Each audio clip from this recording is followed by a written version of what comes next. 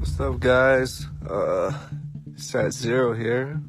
Just want to talk about what happened, and maybe you guys will be interested or not. I realized after speaking with Joel that there was something significantly different about him. I don't know if he had any friends in the real world. I think it was all online. And that's literally how all of this began. As I logged in to my cryptocurrency wallet, I saw that my entire balance had been drained. And I just remember thinking, this can't be real. If you're an 18-year-old kid and you just stole $5 million, what would you do with that money? And the answer is always something dumb. These are serious crimes. We are watching you. We will find you, we will convict you, and you will go to prison. Crypto is the new Wild West. North Korea's operatives, using keyboards rather than guns, have become the world's leading bank robbers. A magnet for crime and for revolution. Placed on the FBI's top 10 most wanted list. A playground for outlaws and visionaries. A man who's made a fortune in cryptocurrency running for president. But can anyone truly control cryptocurrency? Only a few dare to try.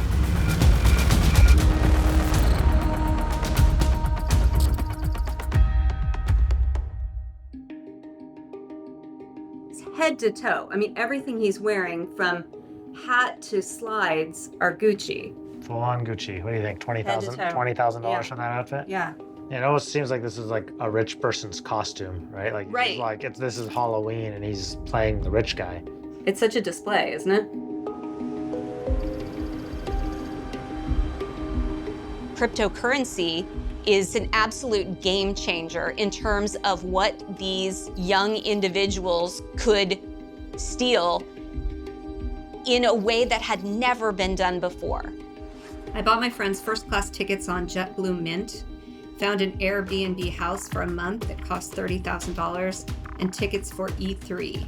I was wearing and carrying Gucci products, acting like I was the richest. In total, we attribute $7.2 million theft to Joel Ortiz.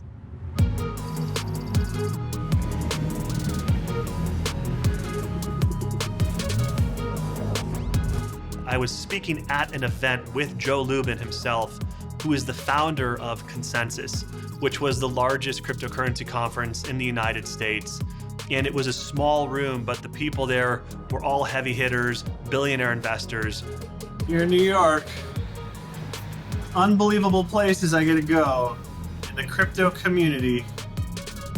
In 2018, cryptocurrency fever is at its peak, based on its promise of fast growth, accessibility, and a future without government regulation. Crypto conferences crop up all over the country, attracting investors and entrepreneurs buying into the hype. Earlier in the day, I checked my cryptocurrency holdings, and I remember the value of the holdings at that time was as high as it had ever been, over $100,000. And I took a screenshot and I sent it to my wife. And I remember she, sent like a smiley face and a heart. And then I was walking through a restaurant. It was probably 5 o'clock. And I pulled out my phone and it said, you can't connect to your mail. I went to my text messages and I couldn't text. And I knew something was wrong. I go into my hotel room that evening. It's now 10 o'clock. I log into the Wi-Fi in the hotel, and I got this notification that said someone had logged into my account from Boston, Massachusetts. And I thought, who the is logging into my account from Boston? Joel was born to a disabled immigrant mother who was on full disability. His father was never in the picture. It was learned very early in his life that there was something wrong. Now the diagnosis would be autism spectrum disorder. So that was his starting point. When I met Joel, he was 20 years old, quiet, passive, but wanting to please. When I was little, I built a passion for technology. Me and my mother would find electronics in the trash. We'd bring them home, and I would learn how to fix them. I started to learn how to hack when I jailbroke my PlayStation 3. I met friends online who also had a passion for hacking. I never really had friends in school. I don't know if he had any friends in the real world. I think it was all online. Joel Ortiz was a brainy guy. He graduated as valedictorian of his class and got a scholarship to UMass. And we know that he had skills that were really usable in this way. He exploited a vulnerability that I don't think the rest of the nation was really thinking much about. Cryptocurrency is a risky investment, and early adopters and investors accept this risk. But no one expects to lose their crypto to the type of scheme Joel is about to unleash. The feeling of like, oh shit, what's happened here, just kind of got progressively worse. And the first thing I did was go into my cryptocurrency wallet. And as I logged in, I saw that my entire balance had been drained. And the $100,000 of cryptocurrency holdings that I had in my Ether wallet had gone to zero.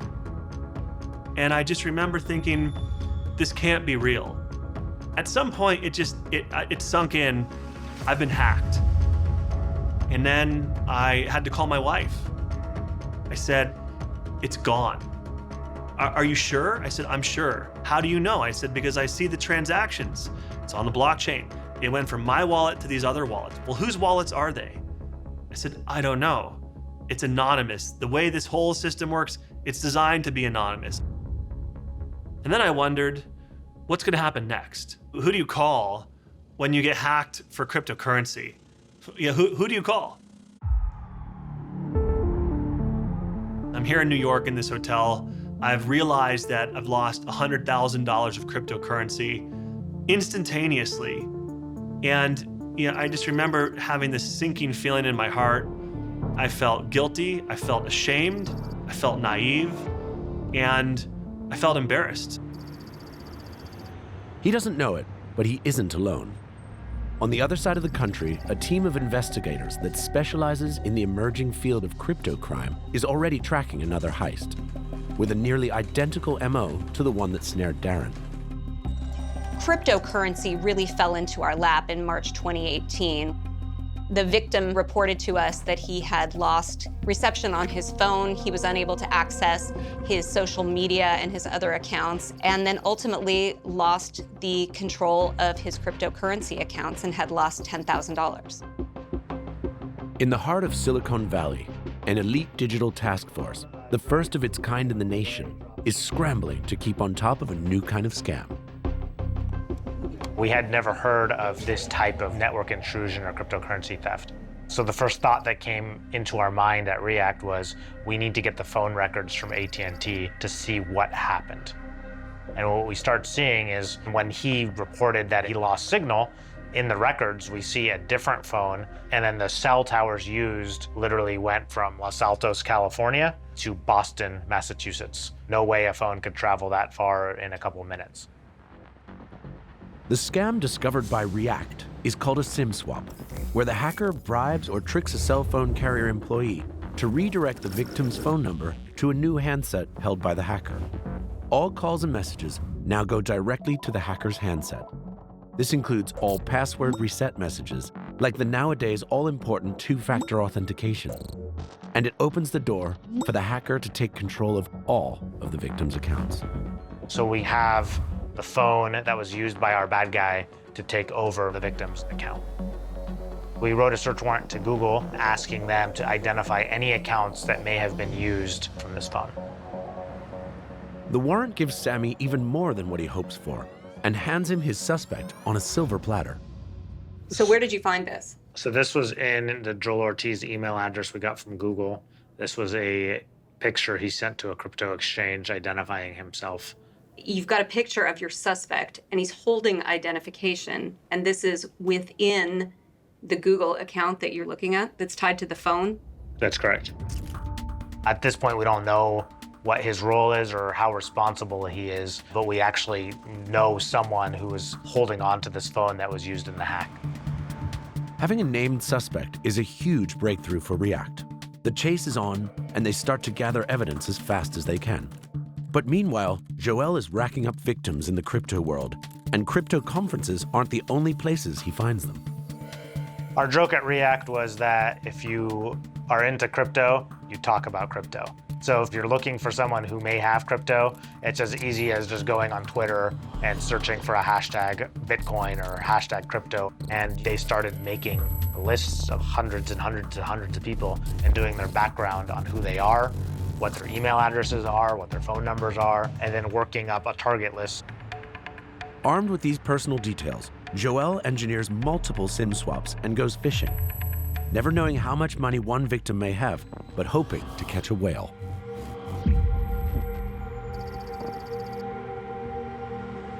I knew why I was targeted because I'm a CEO of company. We raised capital from the crypto market, but I never heard of SIM swaps.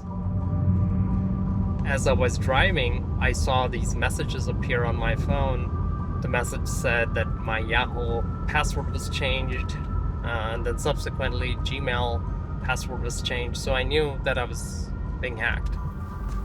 When I came home, I went through my cryptocurrencies, then they were safe.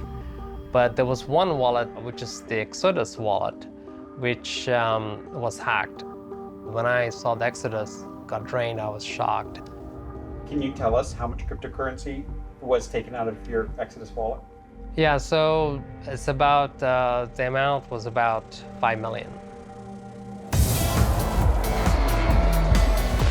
Joel hits the crypto jackpot with Saswata, and with 5 million in his pocket, he's ready to live the life he could only dream of while living in his mother's apartment. If you're an 18-year-old kid and you just stole $5 million, what would you do with that money? The answer is always something dumb. He had traveled from Boston to Hollywood and had rented out Airbnbs. I never realized what a post-party pic this is. Yeah. Morning of. Yeah. There's his pool at the Airbnb. Yeah. Here's Joel and his juicy Gucci set.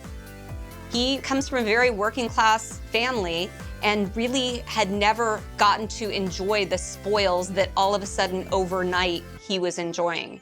It made a ton of sense that he would want to broadcast that. This is him coming in on a helicopter. Just popping it down there. Massive stacks of cash. Part of it, that allure, is if you have no real friends in real life, no girlfriend, no dating, money is the quickest way to get it. Pouring Dom Perignon out on a Rolex, $2,000 a bottle. Oh my God. He was literally an overnight millionaire, multi-millionaire, and he wanted to show off. All right, here we go. While Joel is living the high life, the React team dig into all his online records, leading to a revelation. Joel isn't working alone. He's part of a hacker ring that's pulling off massive heists and bragging about it. Joel is like splitting the money amongst his cohorts, and he's saying, hey, we have this money, let's go to Hawaii. Let's go to Dubai. Let's get $50,000 icy watches. Icy means diamond encrusted watches. There's one person in charge, 3 or 4 people helping that person, and they're communicating the entire time, watching what each other's doing. Often these were young people who had grown up together playing Call of Duty, playing other video games, but they didn't even really know first names. They knew each other by their handles. And they're talking about how to launder their money. We have this $5 million sitting in this Ether wallet. My job is going to be to launder that money through exchanges so that we can actually spend it without getting caught. It's not like these things are scheduled. It's sort of a random hodgepodge of who happens to be online at any given time. Even when you talk to Joel Ortiz, I don't think he even remembers like who was involved in each crime. That's how random it was. It may be random, but each heist is a complex operation, requiring the members of the group to take on different tasks, from researching a victim to bribing a cell company employee. But Joel's role is key to the whole operation. What Joel's role was he was the one holding the device. They would immediately start taking over accounts and saying forgot password, and the code would be sent to the phone that Joel was holding. So that puts him in control of the whole operation for changing passwords and for being the one actually able to do the account takeovers.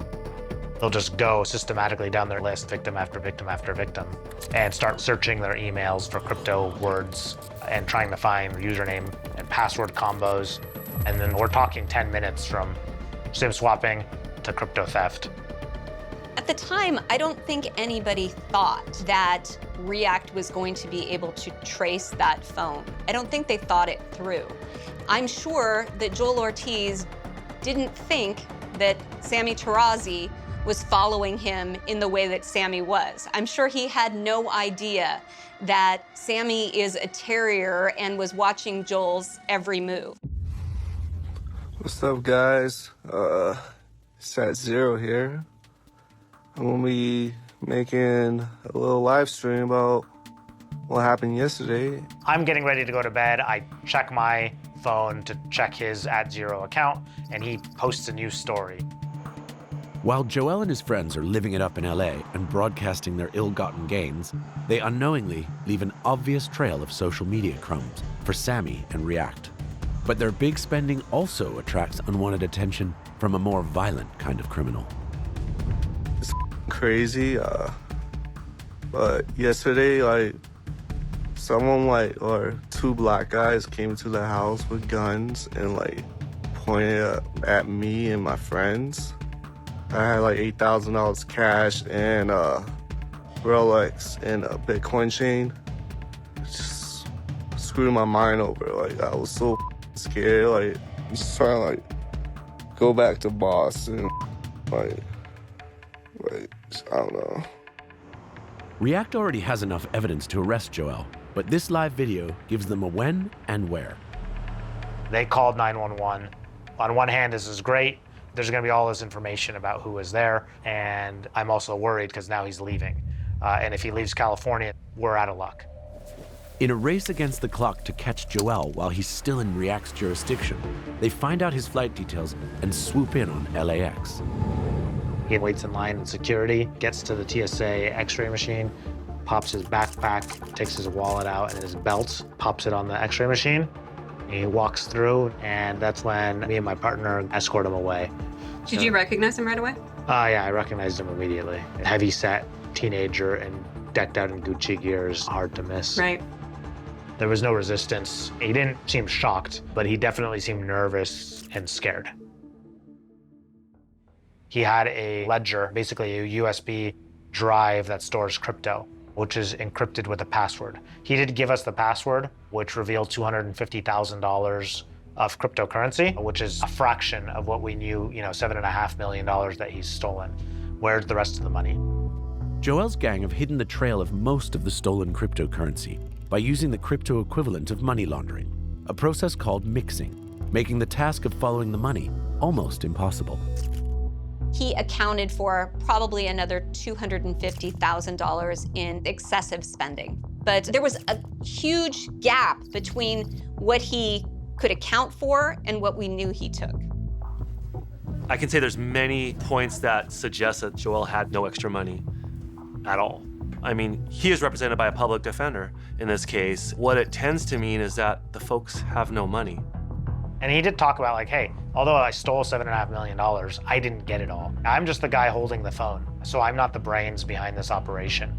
Joel was absolutely the holder of the phone, which makes him the most vulnerable to being caught. The mastermind in each incident doesn't put themselves in that situation.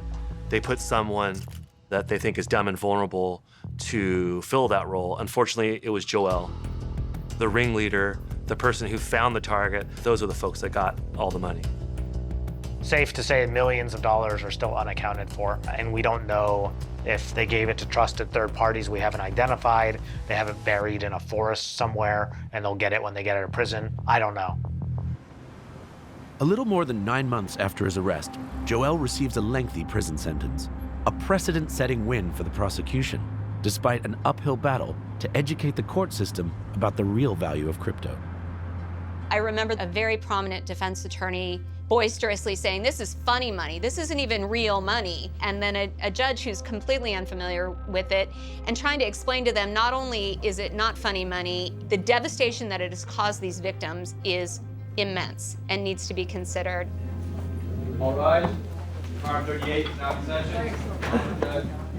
The number I'd like to start with this afternoon is the matter of people versus Joel Ortiz. At sentencing, the judge us, is what happened. Judge Lee us. By any standard, this is a remarkable case. He gave him the max for what he could give him at that point, which was 10 years. The amount stolen was greater than the original value of the great train robbery. I wanted Joel Ortiz to get a sentence that would make a statement to his community. We are watching you. We can trace and track what you're doing.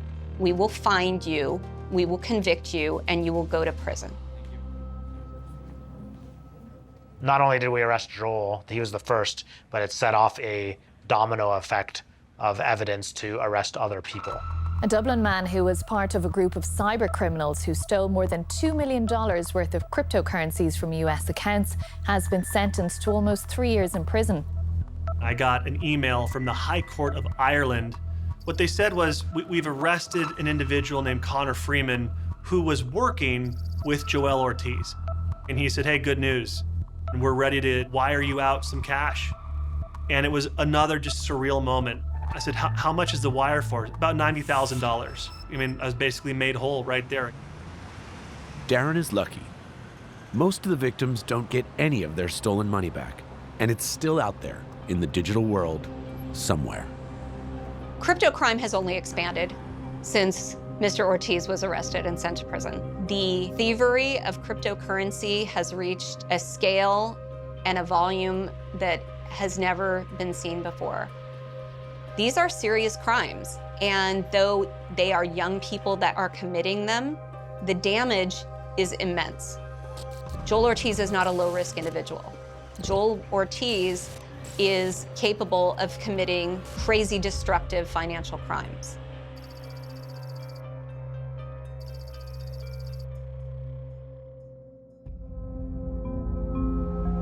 It felt like a movie in real life. It also felt like Grand Theft Auto, playing every day in Los Angeles. As fun as it was to live an ostentatious, lavish lifestyle, it also comes with consequences. Being locked up changed my life, and I'm extremely remorseful about what I've done.